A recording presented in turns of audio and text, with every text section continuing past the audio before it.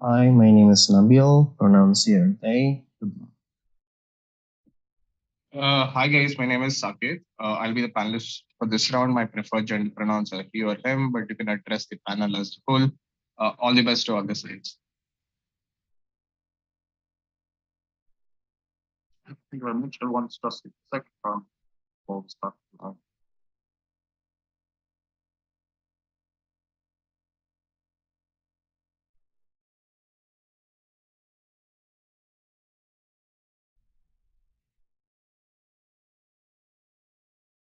That's right. Yeah, I'll try to post timestamps in the chat. That's 1 second. I'm trying to post timestamps in the chat. I'm just waiting for the signal from Melvin. So I guess this room is going to be live streamed. So once we get the go ahead, um,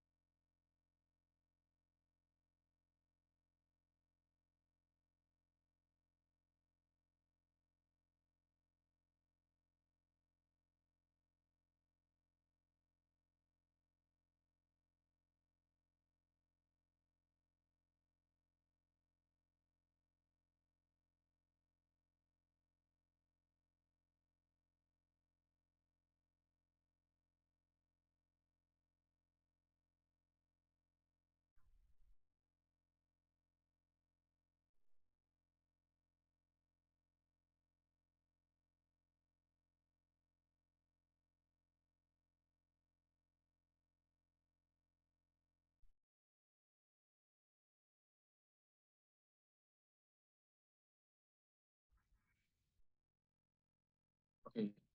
Yeah, thank you very much. So I guess we can begin. So the motion for this round reads, assuming feasibility, this house would allow militaries to remove soldiers' ability to feel pain. So I'd like to welcome the Honorable Prime Minister to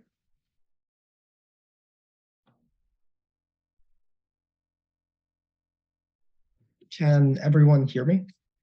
Yeah, audible and visible. Perfect. And just one sec. Oh, no problem. Just 1 sec. Melvin, is recording on? Hi, Melvin. Is the recording currently? Okay, yes, sir. Sure. 3 p.m. You can start. And before I start the round, I just want to give a big thank you to both my partners and all the teams in today's debate for making today's debate possible. As always, my pronouns are he, him, and I'll be taking my POIs in chat or using the raise hand features. I'll try to take at least one POI by the 5-minute mark. Chinese general and philosopher Sun Tzu once said that the best victory is a victory won without weapons. That's specifically important in today's resolution, that this House would want to feasibly allow militaries to remove the soldiers' ability to feel pain. It's important, and that's why I'm proud to take an affirmation stance here. But first, let's offer a few definitions and clarifications on today's debate. When we're looking at today's resolution, we're defining allow as meaning that soldiers have the ability to opt in or out of military decisions to feel pain. Both the military will allow soldiers to remove that ability to feel pain if they feel fit. This preempts any moral imperatives from the opposition regarding forced medical procedures, as soldiers still have the ability and autonomy to make decisions for themselves. Moreover, we're defining that removing the ability for soldiers to feel pain would involve some type of medical procedure. And let me quantify by saying that I'm not a neurobiologist or a doctor. However, we ought to debate today's debate assuming feasibility, as that's what the resolution implies. But here's a qualifier on the ability to remove pain. It's going to have to be a reversible process, as most modern medical procedures are reversible in nature. The best case scenario, or the best test case scenario in today's debate, is going to be the idea of vaccines, which are made to block or protect bodies from certain stimuluses for a certain amount of time. There's no such thing as a definitive cure towards pain, rather a temporary blockage of any neurostimulus. The government is also going to take a stance here and say that today's debate that the removal of pain is going to be a non-addictive procedure. We're going to be preempting addiction here, but even if the opposition were to tell us that today's procedure might cause soldiers to be addicted, they have to prove why today's debate is worse than other pain management tools that are currently being used in the military today, such as opioids. That's important here to remember, that even if today's procedure is addicting, they have to tell us why it's worse than other medical procedures that we have in the status quo for any impacts to carry. And we're also going to define pain as including physical or emotional pain. Now that the definitions and qualifiers are out of the way, let me make one thing abundantly clear. In today's debate, we're going to be treating like any other tool used in the military. And that means it's going to be a strategic tool, not an indiscriminate tool of war. That's important here, because the opposition might take a hardline stance and tell you that we're going to enter some dystopian world in which no soldier can feel pain, thus any decisions are going to be irrational. The Prime Minister is here to tell you that that's not possible under the status quo, because like any modern military weapon, it's going to be used strategically, not indiscriminately. Even if they wanted to tell you that it's going to be used indiscriminately, they also have to prove to you that governments around the world have the possibility, money, or funding to ensure that every single soldier can't feel pain. Because even if we assume the feasibility that militaries can block or prevent soldiers from feeling pain, they also have to prove to you that they can be used indiscriminately because they're going to have so much funding. We don't tell you that they're going to have enough funding to give every single soldier the ability not to feel pain. Rather, we tell you that we have enough funding to pick and choose when to use a specific tool, because we agree that even with fiat, this type of procedure is going to be costly in terms of both implication and in terms of application. But moving on to the main important arguments in today's debate, we have three here, which is first, that removing pain is going to improve mental health and adjustments for soldiers after deployment. That secondly, during war, it's going to reduce casualties to allow for better treatment in the battlefield. But also three, because it's a strategic use, it actually lessens the chance for war under the status quo. But the first argument here is that we're actually going to be improving mental health and adjustment periods for soldiers under the deployment.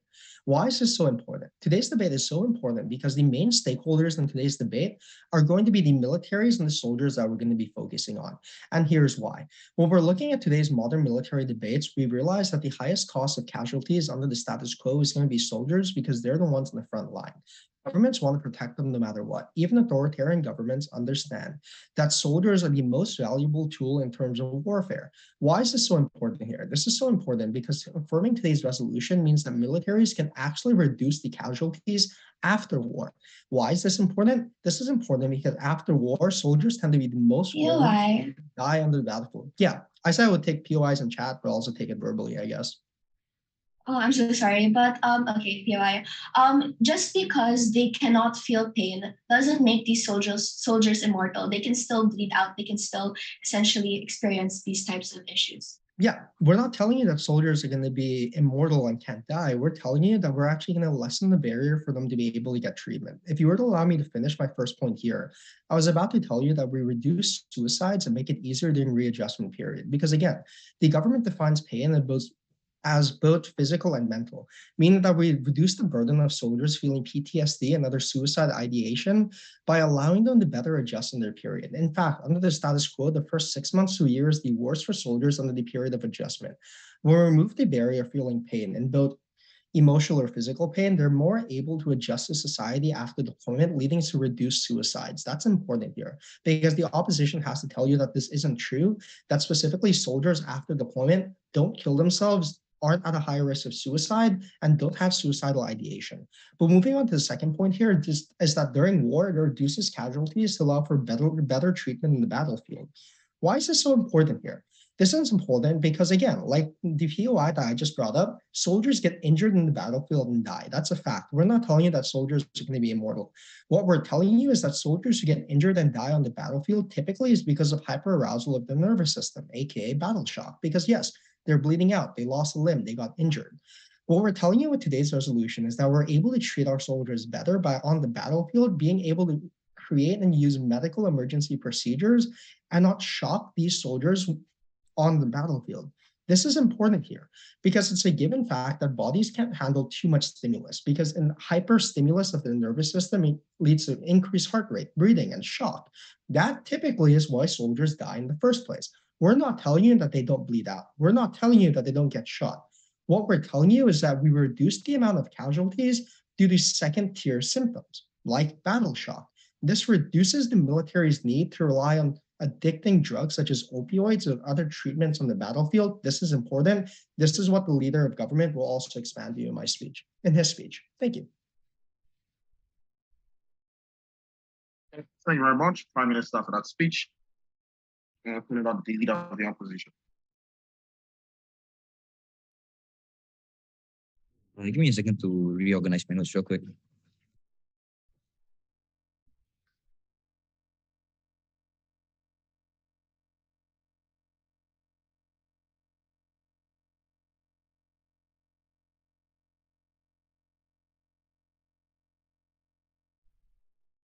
Okay, I'll start my speech. 3, 2, 1. Panel, in my speech, I'm going to give you a development and also an argument of my own. First off, moving on to let's get to my rebuttal.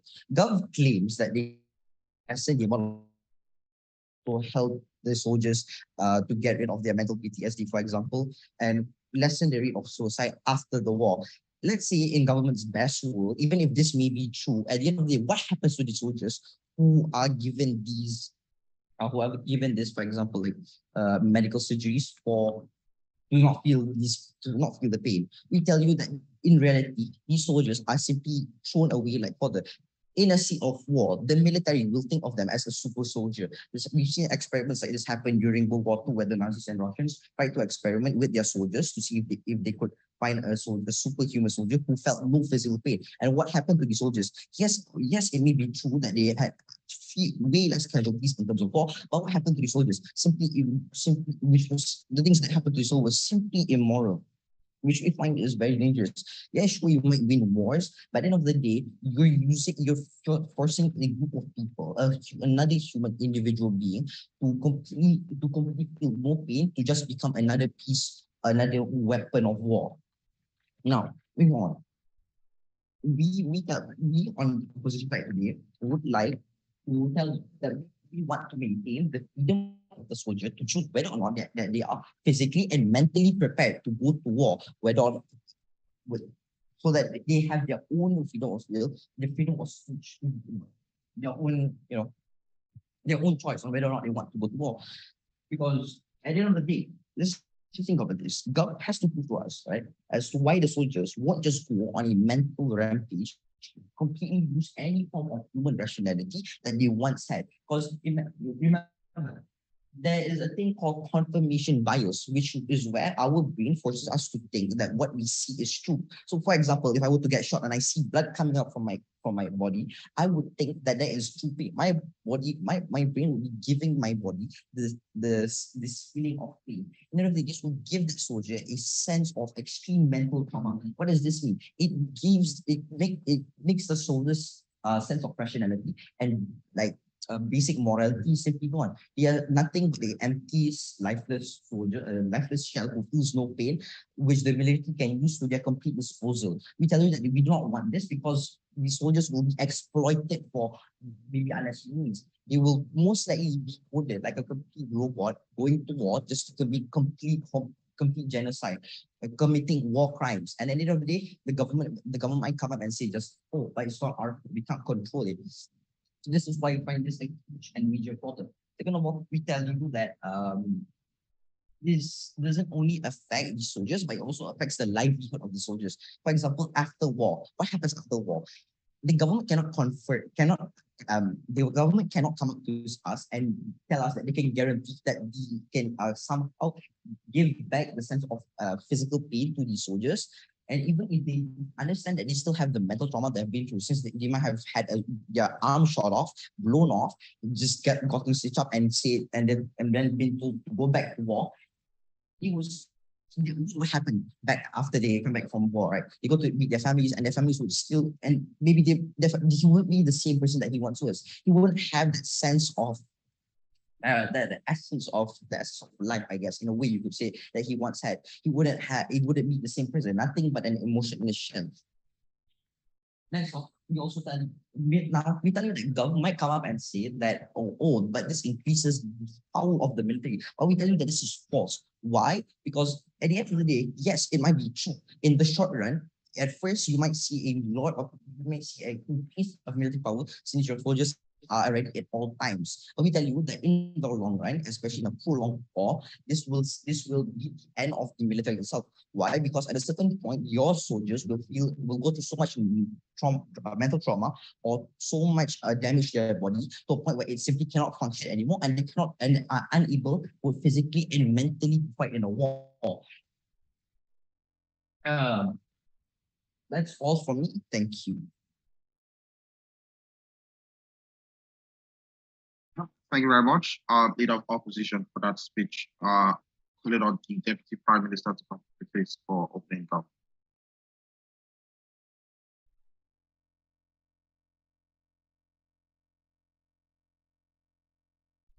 Can you hear me? Yes. All right. I go by he, him. I will take POIs in any sort of form. Panel, we're not here to debate whether the efficacy of a ruthless, berserking soldier that can feel no pain whatsoever will be good for the military or for the general peace of the world. In fact, we concede this point and we realize it. And in fact, we know that this is not good. And so every point the opening opposition said is basically already taken into consideration into what the OG has already posited in his speech. Now let's get on. Either way, let's get on to a few rebuttals from the OO's points. The OO mentioned super soldiers, and he also equated this motion's the support of this motion to the spread of automation in military through like robots. This is why we did not take our hardline stance, as the OG repeatedly mentions. This is also where the debate will go, panel, because the opposition will not be able to justify their side of the world where soldiers should be feeling pain, even in ways that should and could be avoidable. And this is a very key word here, avoidable. Mental preparation of war, furthermore, in no way correlates with the pain soldiers feel. So their last point completely crumbles as well. We realize that if these types of technology get out of hand and create soldiers without the complete ability to feel any sort of pain, physical or otherwise, it will cause a series of problems that the opposition are probably ready to talk about and have their points in hand about. But again, we are no way arguing about the slippery slope about the horrid nature of this. And so whatever argument the opposition has prepared is probably crumbled, because we are assuming since there's a feasibility and ease that this motion dictates, we're also assuming that it can be strategically mobilized in specific parts and ways of the body. Because the main stakeholders we should be considering in this motion should be our soldiers. Flat point, period. It should be the costs of war that are incurred on the individual soldier as a result of the deadly nature of war, in which they are the main concurrences and main receivers of, where states are the main actors in causing these wars. We're advocating for pain management for soldiers that need it and are struggling for it in specific and mobilized in strategic ways. Soldiers with pre-existing mental illnesses who desperately want to volunteer and join the army as their passion will now be able to do so because of this ability to lessen and take away the pain of these mental illnesses that stops them from joining the dreams, from joining their possible dreams of the army, as we've seen multiple times with soldiers being rejected for their mental illnesses, which also is a form of discrimination. And we are not here to argue whether joining the military is good or not, so this also cannot be rebutted. This comparative the opposition is about to gave you about the idea that these soldiers will basically be robots is in no way real, because we are advocating for the strategic use of this pain management. So what does it mean? It means that when a soldier gets their arm blown off, like the OO said, we are going to specifically take care of the deadly pain that these soldiers feel when there are possibly no medics around. And so through these vaccines, we can properly take away the pain of these of this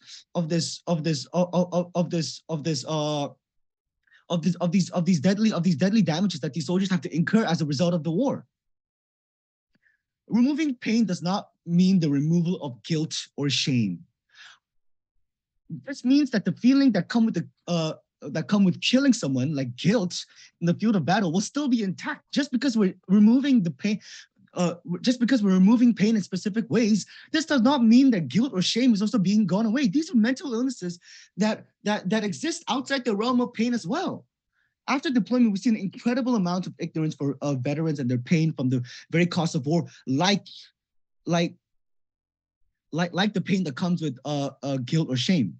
The opposition will have to prove how the military and the government is going to change the status quo on the countries like the U.S., where veteran suicide rates is at a high compared to any other industry, and that without the use of these pain removing measures that can specifically take away the ability for veterans to reintegrate themselves into general life. So they also have this caveat that they have to justify in itself. Furthermore, the cost of war will be decreased. We know that when we're talking about this, when we're talking about how since we decreased, since soldiers are receiving the brunt of the cost. However, we're arguing that this should not be the case at all. Why is that? Because in the status quo, we are currently measuring our cost of war through the deaths of lives, specifically in reference to these soldiers. This measurement in itself is incredibly inhumane. Our argument is that the cost of war should not be incurred onto the soldiers as actors of war that they did not decide the factors and cases of. They are merely cogs in a machine that ultimately feel the most costs of war. At the end of the day, whether the opposition tries to assume that we're taking a hardline stance or not, this is what they're saying, panel. The cost of war should and will be incurred upon the soldiers, and it is upon them to justify why this should be the status quo that should be left intact. Next, you know what? Let's agree to the opposition saying that we are taking a hardline stance here. That we're saying that, oh yes, every soldier should not feel any pain or any guilt when they go into the war, and they'll become berserking machines with this insane amount of drive, whether or not fatigue takes place or not. What happens then? I will tell you what happens. Countries like the U.S. will be able to use this because, again, we are assuming feasibility here, but also countries like Russia. And as we know, in the bipolar status quo of international relations, that countries like Russia and the U.S. are willing to deploy military advancements. These two countries will be able to remove soldiers' ability to feel pain in the hardline stance. But what happens when this happens? The cost of war completely go out of the window, and we arrive in a state of mutually assured destruction, which is a big reason why through nuclear weapons that war has not happened in the first place. So it is up to them to also prove that mutually assured destruction is bad. Yes. Thank you very much, Deputy Prime Minister, for that speech. Calling on the Deputy Leader of the Opposition to all right. Before I start, my pronoun preferences are he, him, and I'll be taking my rebuttals via the chat box or just verbally. My speech will begin in 3, 2, and 1. Panel, what have we seen being trying to be proved throughout this side of government? Panel, we've seen them trying to justify the fact that removing the pain factor, one of the factors that allows humans to actually go through the pain of war to teach people a lesson, something that should be allowed. Removing pain, not as entirely, however, as when needed, quote unquote, strategically, when they receive a fatal blow or maybe just getting shot, getting getting gun wounds. Now, however, panel, we've also noticed that they're trying to justify the cause or facts that they're trying to allow wars to keep going on just due to the sole reason of people not being able to feel pain for a period of time. And due to that, panel, we on the side of opposition really disagree with this with the side of government itself. Now, first and foremost, going on to a few of my rebuttals. Now, first and foremost, one of the things that side government has said is that my bad is that they are trying to also, in a way, quote unquote, avoid war in the future with the abilities of these vaccines that remove pain for a certain period of time. However, panel, do remember that in the minds of any leaders that are in war, they will most probably not only strategically use this, but they'll try to misuse these vaccines, meaning that they'll just inject it to the soldiers whenever they want, causing them to, like they said, go on overdose or at least be addicted to it. Not that kind. Right? Yeah. So in my plan, I told you that soldiers have the ability to opt in or opt out of military decisions. Are you telling us that militaries are going to suddenly start forcing people to undergo procedures? Have we seen that happening in the status quo in the first place?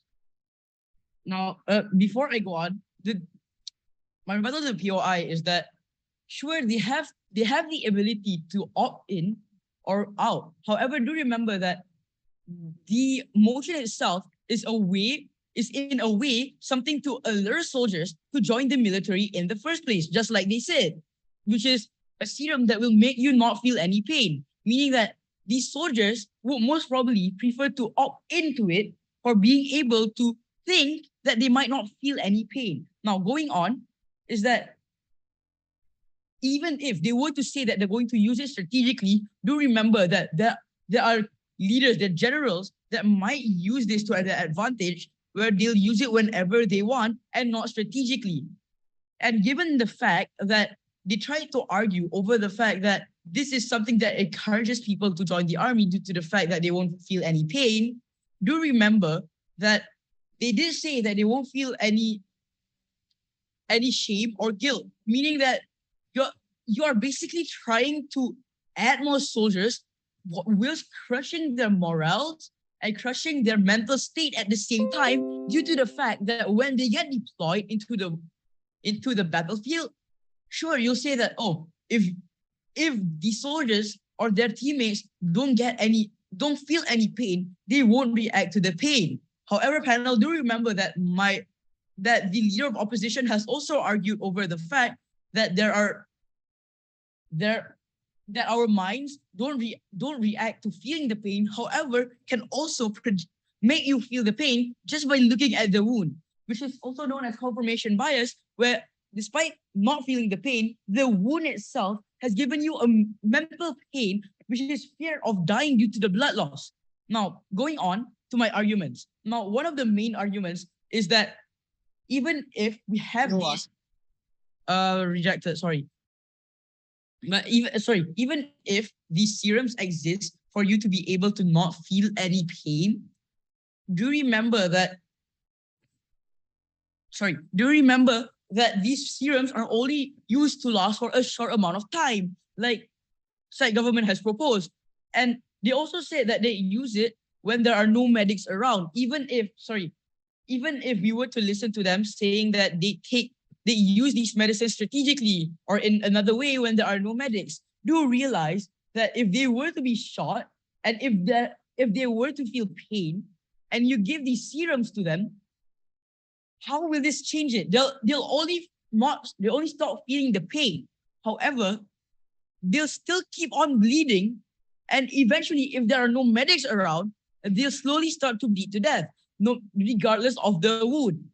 Now, even if they don't die, let's just say that the blood loss eventually lead to someone being exhausted, and if they don't feel the pain, they might not realize it, causing them to just say, it's fine, I'll keep going, to the point that they might start to exhaust themselves to death.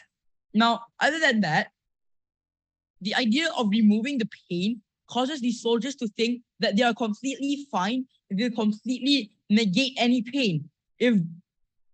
Even if the side of government were to say, what if confirmation bias isn't held into the account? What if they had something to cover them, or maybe if they were to focus on the battlefield without noticing any wounds they have? Do remember that they'll still keep on going, and they might not realize that these wounds are more fatal than they think it is. So they might just go on and disregard it as maybe a little bit of blood, in the end leading to too much, to the point that they might get themselves killed. Now, sure, they might be arguing the fact that, oh, even so, we will still be able to use this in the most greatest way possible. However, panel, do remember that because of these serums, these vaccines is just going to encourage more countries to go into conflict with each other. Take example, Russia, which is already in a conflict with Ukraine,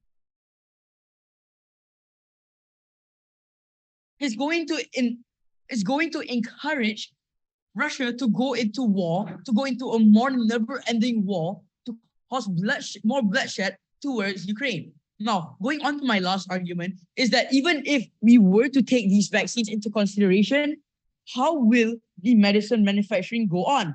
Take example, because, as we know, in the world itself, we can't find any factories that would be suitable enough to make these serums as fast as possible, meaning that we won't have enough time to create these serums for everyone to be able to use it.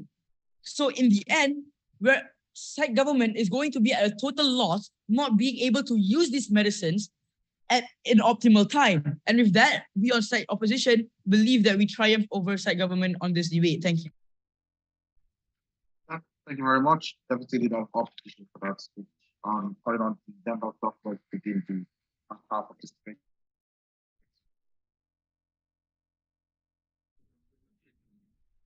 Am I visible and audible? Yes, you're visible, but I think you are. I think so. Okay, let me read out the motion to see if I'm clear again. Assuming feasibility, this house would allow militaries to remove soldiers' sense of pain. Is that okay? Yeah, I think that works. That works. Give me a second, let me set up my timer.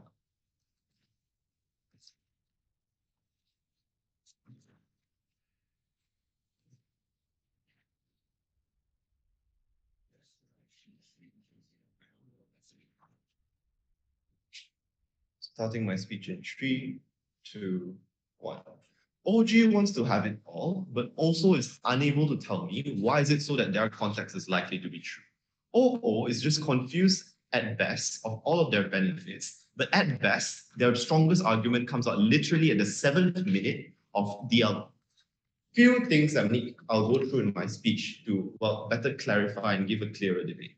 I'm going to provide you 2 crucial contexts that are going to shape the debate. I'm going to compare OG and OO and why they lose out, starting from a member of class. And thirdly, I'm going to deliver my crucial extension that extends from the context that I provide. 2 important contexts and OG from bottom. 1, they hinge all of their benefits on being able to alleviate the deaths and casualties of soldiers, when obviously war has already moved past the point of throwing soldiers' bodies upon bodies, right? Obviously, we're seeing now a new type of war which engages in ICBMs, intercontinental ballistic missiles, of what Russia's carpet bombing of Ukraine looks like. You are seeing Bayraktar, autonomous drones, unmanned drones that are able to kill individuals or to sabotage oil fields in Saudi Arabia. You are looking at the context of war, which is extremely automated, and therefore the costs of modern war are unlikely to be as bad as opening government asserts it to be. So what is likely to be the context of what we're debating today? You are likely to be looking at a war between 2 countries which are evenly poor, in which the only difference is perhaps the difference in manpower. I think that is likely to be the context, and not say the war between the US and China, because China isn't going to send individuals to swim across the Straits of Taiwan to invade Taiwan, right? You're likely to see intercontinental ballistic missiles, you're likely to see Navy carriers, All of these are things that are much more impactful and a force multiplier upon war, and not just normal soldiers. So I think that crucial framing is something that frames up opening government already.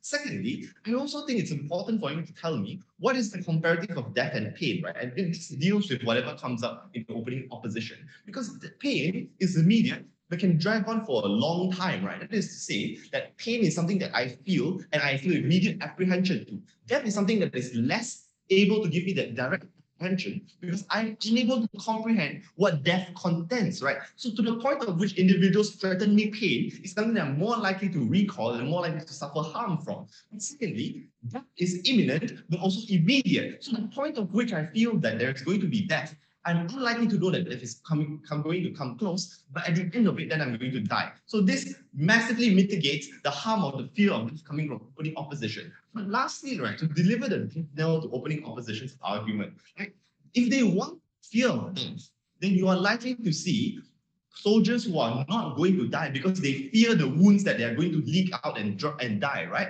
But if they want confirmation bias, which means that soldiers don't know that they are going to die, then obviously that's not going to happen, right? So they have to pick one or another.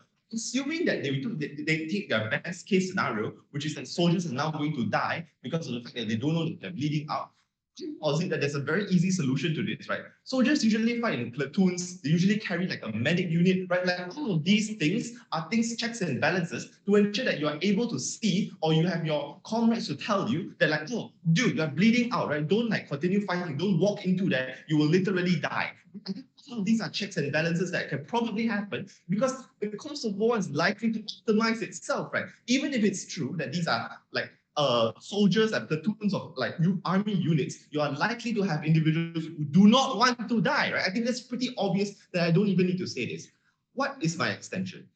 One, I'm going to give you harms on why is it so that this creates more. I'm going to fill in the gaps of opening government, and I'm going to tell you the things that they didn't tell you. Secondly, I'm going to tell you why is it specifically that this reduces the harm that soldiers sustain from torture, because opening government's harms come from the like unimmediate harm of other individuals impacting pain on you. That is to say, you get blown up by a shrapnel, you get shot by a stray bullet. These are unlikely to be immediate, like intentional infliction of pain versus what torture is, right? So if we are able to mitigate the harms of torture, I think it's pretty clear that we take over them.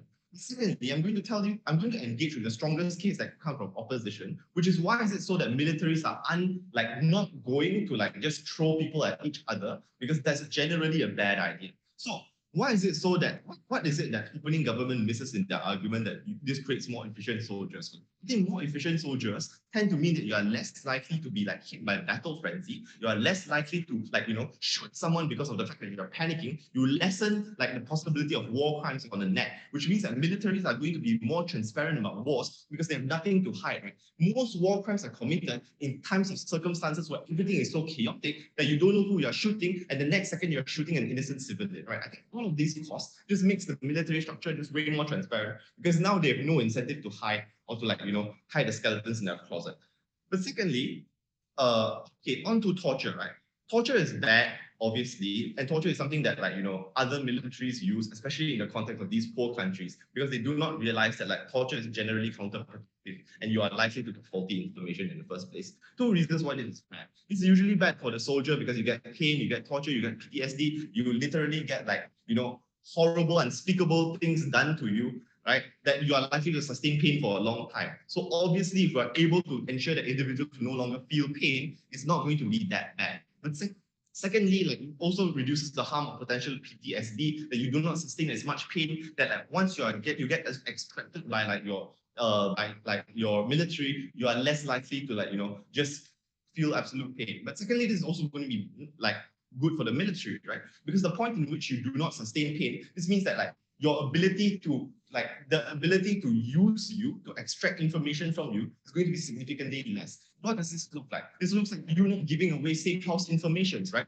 To protect important figures to fight certain wars. This looks like you not giving up crucial information to doom your entire military your entire military. Right? I think this is extremely important because this on a net disincentivizes rogue troops to like commit torture in the first place because they realize that it's not going to work and there's no point, right? If opposition is going to use the apprehension of death as a possibility for torture, then I don't think that's going to work because if you die, they won't get information out of you, right? So I think that's pretty obvious. Also, lastly, why is it so that militaries aren't going to be incentivized to do these sort of horrible things? I think obviously militaries like know that they can expand like weapons or like autonomous units to fight wars, so they don't necessarily need to use human beings and throw bodies upon bodies because the families upon the those at the end of the day are still going to be voters which they want to cater to, are still going to be individuals who can speak out against their abuses. With that, I've never been prouder to oppose a proposal amount. Yeah, thank you very much. Golf, quite on the member of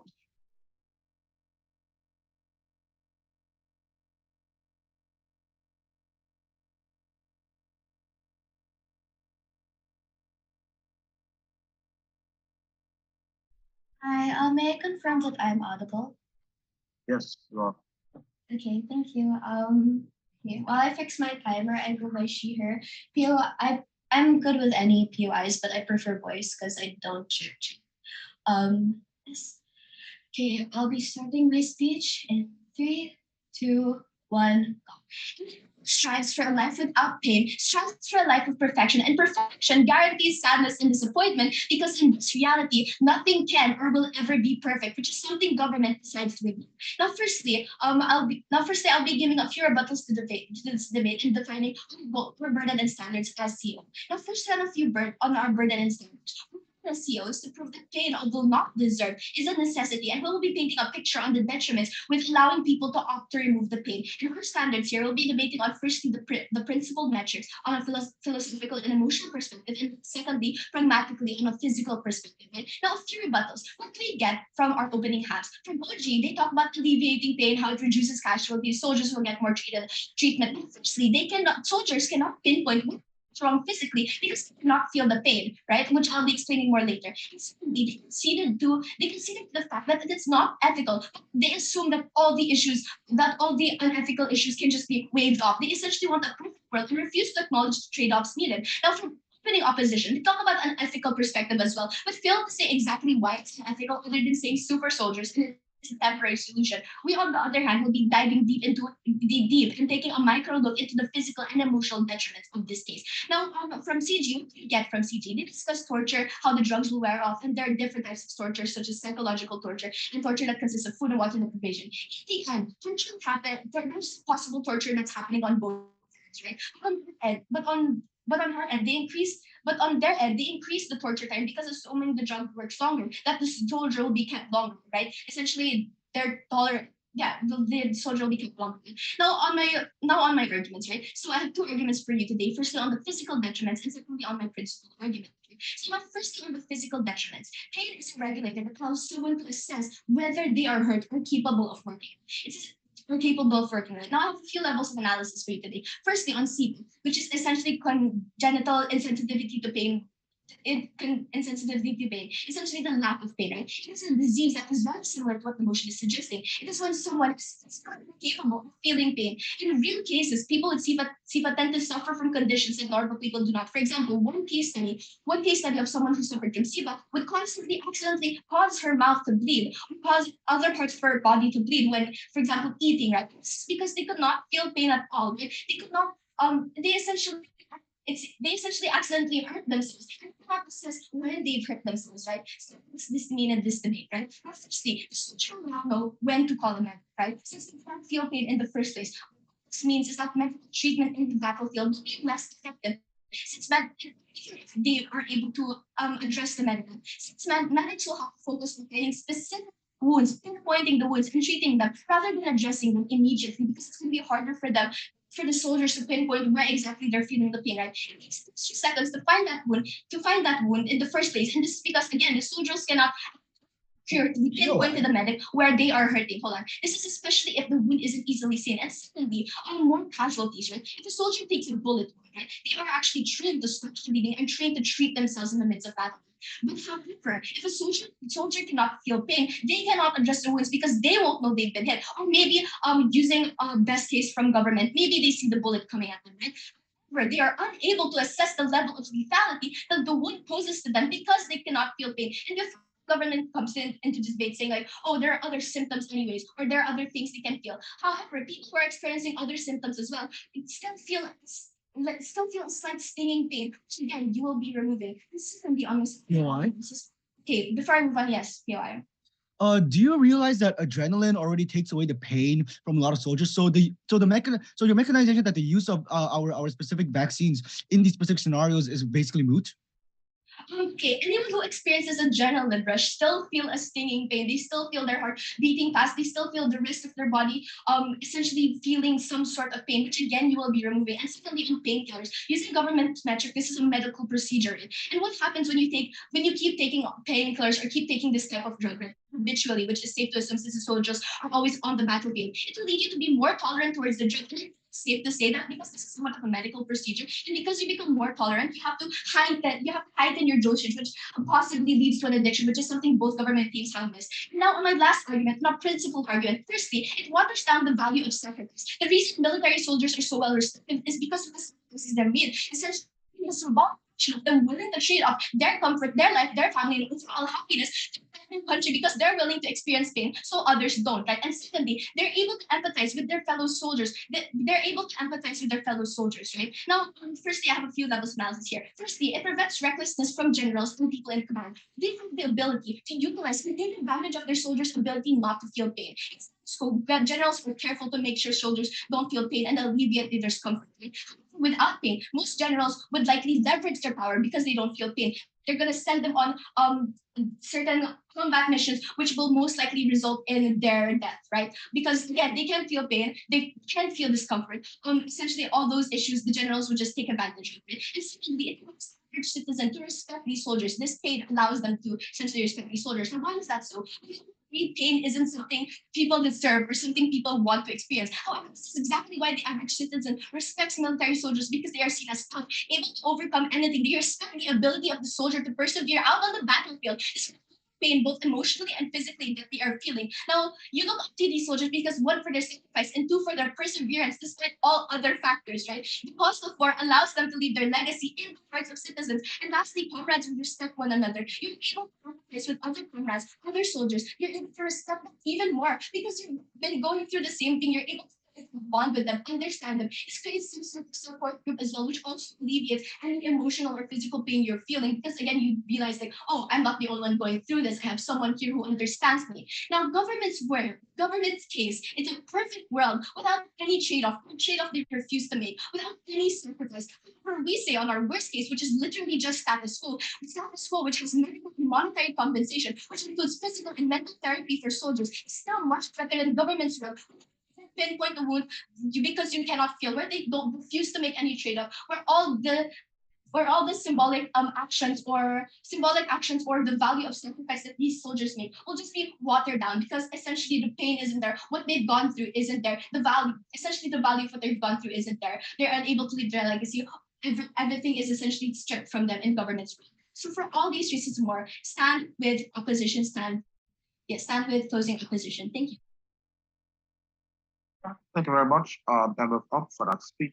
Calling on Mika with first debate for Captain. All right. Thank you. Am I visible now? Oh. Yeah. All right. So hi everyone. My pronouns are he, him. My POI is through chat, please. And I'll probably take you at around 5, or earlier if I think there's a need for the engagement. All right. Thank you. Starting my speech in 3, 2, 1. Panel, it is literally clear why today we win the debate. There are a few things that both sides of the opening bench did not do. And with this is that you don't really need to actually feel this pain because you are already working in mechanisms or like in platoons and in medical circumstances whereby you are seen with you are seen with such wounds and scars that is needed too. One of the things that came up from opening opposition is that, oh, you will be bleeding a little bit and then you will lead to like a lot of blood loss. No, members panel understand that a scratch is not a scar or a scratch is not a wound. We say that if you have like this little bleed on your body, that will just like heal itself. But even in the worst case scenario, where you're bleeding with big wounds and you're bleeding viciously out, what happens then? You yourself on two levels. Firstly, you can see those wounds by yourself, and then you can seek for medical help. Secondly, because you're already traveling in like platoons and you're already traveling with like medical assistance, those people can essentially help you as well. Hence, we don't see why this harm is so important on their side of why this harm is so important on their side of the house when the harms are essentially symmetrical, whereby you can fix what is broken. Two, what are the important clashes in the debate, right?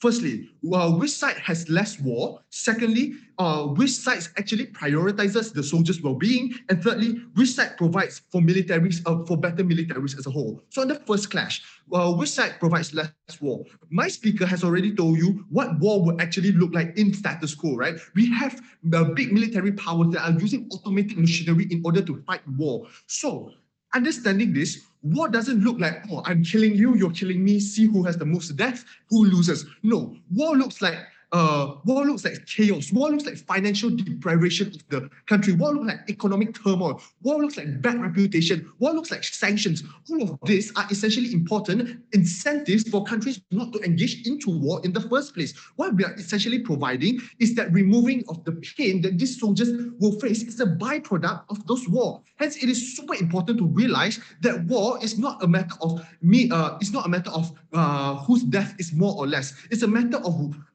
removing pain is a matter of taking care of these soldiers and taking care of these soldiers, because now you know as a country you can't really harm the people in this country anymore in terms of torture or pain, like what my first speaker has extended exhaustively upon. But it is still on our side of the house, there is still a likely chance of having less war, because war is in and of itself is bad for the country on very many levels. We are essentially taking away the leverage they have over these soldiers with the pain that they face. So understanding this, it is very crucial that the debate today here realizes removing pain is not removing death. We understand that death is also a very crucial, death is also a very scary thing. But let's say if I were to like extended by my speaker on the torture, right? Let's say if it was to if I were to let you choose of being tortured, like having your fingernails plucked one by one, and facing the immediate death in a situation where you already know death is,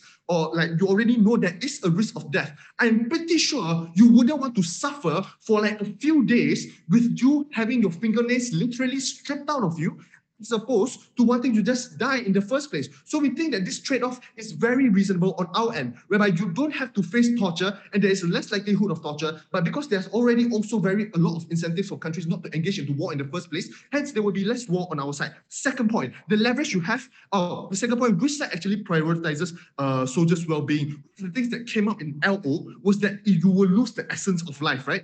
Understanding that you will lose the essence of life. The government already gave you like some mechanism of you can reverse this, but even in that worst case, even if you can't reverse this, right, we say that emotions, your only emotion is not only pain. You can still feel happiness, you can still feel sadness, you can still feel all these other emotions. So we don't see why that point is necessary in the first place. Secondly, we also tell you that why soldiers' well-being prioritized to begin with. Two things. We already extended on this a little bit earlier. I'll just go in further analysis. That there is the existence of check and balance that actually protects the soldiers in the first place. So there are already incentives. For example, there are already incentives for you not to die in the first place as a soldier, because you are you as a soldier, you do not want to die, right? We are essentially taking away the most excruciating part of death, which is the pain that you don't need to face. Secondly, there are alternatives like you're traveling in platoons and medical kits in order to protect yourself. Okay, but before 6, any POIs? 3, 2, all right, no. All right, third. on the third clash is that which sides actually provides for better militaries as a whole. Understanding it is only on our side where we engage that militaries, one of the most important stakeholders in this debate, actually is better because you have a tendency to create less war crimes. Because why does war crimes happen in the first place? War crimes happens because of the chaos that actually ensues in these military operations. It happens because you accidentally shot someone. The UN is looking at you and you accidentally shot like innocent civilian. All of this happens because you are in the midst of pain and you're in the midst of chaos and you're now having all this accidentally shots. So even if it's not an accident, even if it's not an accident, even if you are intentionally grabbing someone in order to torture them and you are literally committing war crimes, you won't be essentially in our world, because there is a tendency for the other party to not feel pain in the first place. So one, you won't get the torture, as we have extensively elaborated earlier. And secondly, because you're not feeling all this pain and chaos or the battle shock or the shock you're feeling, there is a tendency for you to create less war crimes. So militaries have less things to hide in the first place, hence providing a more transparent military to begin with. So for all of these reasons, the most important metric to be judged is in the worst instance of war, which sides win? We are the only side that gives you further analysis on why actually we take the debate by addressing the three clashes and integrating the rebuttals in our three clashes. For all of these reasons and more, never be prouder to propose. Thank you. Thank you very much, Ma'am Khalid, for that speech, calling out the final speaker of the debate, the opposition with. Hi. May I ask the panel if I'm audible? Yes, you are. All right. May I ask when is the last second of 7 minutes where you'll be taking notes? Yeah, sorry, you dropped out. Like I think you're moving away from your mic. Sorry. All right, just a moment. Hi, is this better? Yeah, it's better now. Sorry, my quick question before I begin was, when's the last second of 7 minutes where you'll be taking notes? 7 minutes and 15 seconds. 7 minutes, 15 seconds. All right, so my timer is ready, so let's go. Let's overview what I'll be doing. So, Shadrack, Nigel, Vega, I will be operating as your opposition whip. Congratulations to all the teams for making it this far. I will try to take a POI roughly at 4 minutes verbally, but if I don't take it, nothing personal. We have a lot to. Aside from that, pronouns any, and I think that's it. Congratulations to all. I'll be starting my speech in 3, 2, 1, go.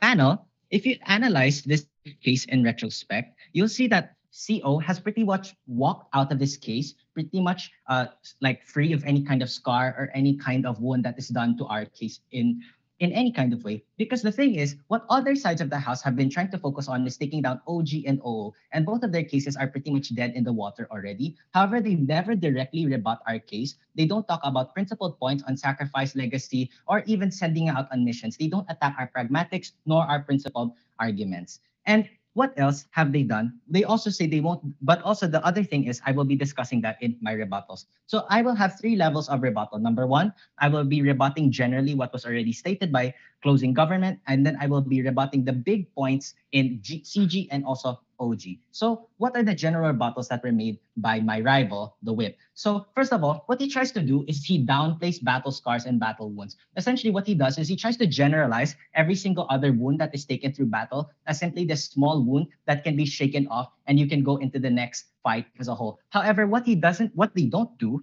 is the fact that he doesn't bite his bullet regarding the fact that what if people do take big wounds? What if people do engage or have this kind of big accident that causes them to get scars in the first place? And before anyone tries to PI and say, oh, there is a medic, first of all, let's talk about what a platoon is. A platoon is a group of soldiers, usually in a group of 12. And because medics are so rare and take so long to train, they're usually assigned 1 for a group of 12. And this group has to split up in order to do their operations, meaning this one medic has to take the burden of protecting 12 people. So even in the end, if someone does take a wound that is severe, the medic can immediately help them. The second part is they talk about, what they do is they talk about torture, which is their exclusive adding to this argument, but they also try to talk about less war. And I think that is a bad way to take this debate because that was never actually directly mentioned by their member. what they do instead is they just, oh yeah, so that's essentially what they've done in this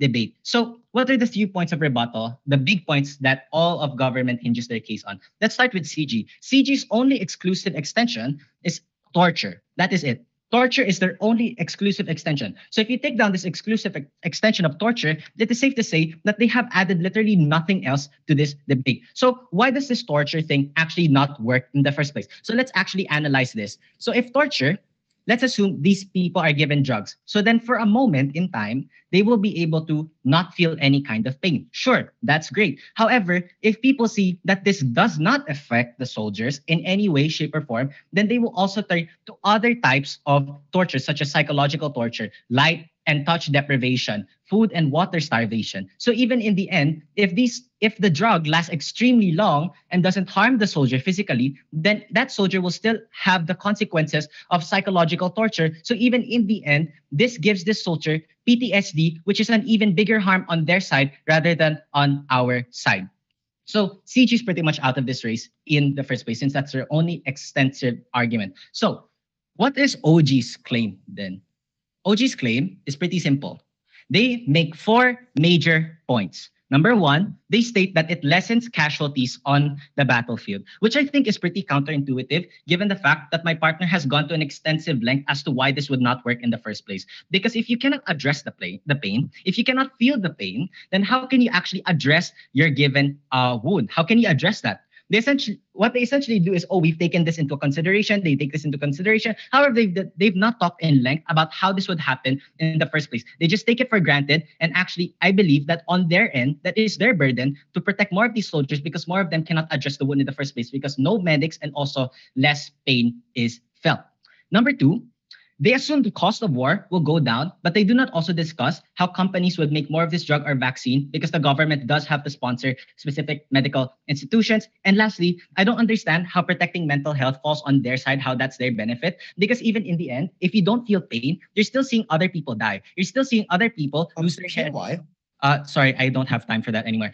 Other people will die. You'll see other people die. And in the end, if you kill other people, you also still have this guilt that's in you. So I don't understand how drugging someone and essentially drugging someone is actually going to be a benefit. And I think it's rather allowing them to turn to addiction or any other method of coping rather than actually addressing it through therapy and the like. So, however, despite how squarely both government sides have been in this debate, let's actually assume that their case will work. So I'll be taking a hardline stance and a squirrel stance. The hardline stance is what opposition has been trying to do. However, that is not what is stated, but the squirrel stance is what they've stated, and I will show why both don't work. So what is the hardline stance? Medics are going to struggle because they cannot address wounds easier because in the heat of the battle, believe it or not, you can't actually watch over all your soldiers 24/7. So meaning more soldiers will die since they cannot address that the wounds they can address the wounds in the first place. Number 2, soldiers will still suffer from mental health and PTSD, and you will just incentivize them to use drugs to alleviate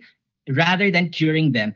Number 3, the cost that will be attributed to Gov because they need to sponsor more medical companies, and the painkillers will still not heal the wounds, and soldiers will still start dying due to pain loss. And the other part, let's rope in CG in, even though they're pretty much irrelevant at this point. Torture will take longer regardless. So in the end, you're still traumatizing these soldiers in the first place. Let's look at the squirrel stance, which is what they've been trying to sell us. So first of all, less soldiers will die in comparison to the hardline stance. However, soldiers will still suffer the same consequences of the hardline stance, meaning even though they can opt in or opt out, the ones who opt in will still be traumatized in the first place. Second of all, strategic use can cause hoarding because these soldiers will know that they can't actually have complete access to this drug, meaning that they will have to hoard it. And lastly, mental health will still remain a prevalent issue. So now let's discuss the big 2 questions. Number 1, which side do the benefits of soldiers not feeling pain outweigh every single other detriment that was already mentioned by our closing opposition? No, it does not. Because the only benefit that you have on their end is the fact that they don't feel pain. Because even in the end, PTSD will still happen to them. All these other traumas will still happen to them. Mental health will still take a nosedive. So in the end, I don't understand how they can mitigate this harm. This is still their bullet, and all of them have single-handedly failed it.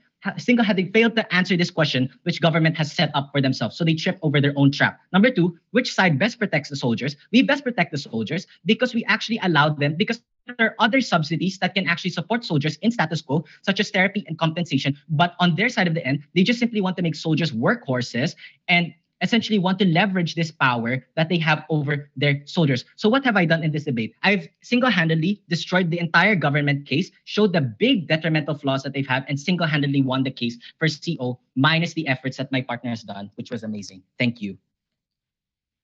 Thank you very much, Opposition Whip, for that speech.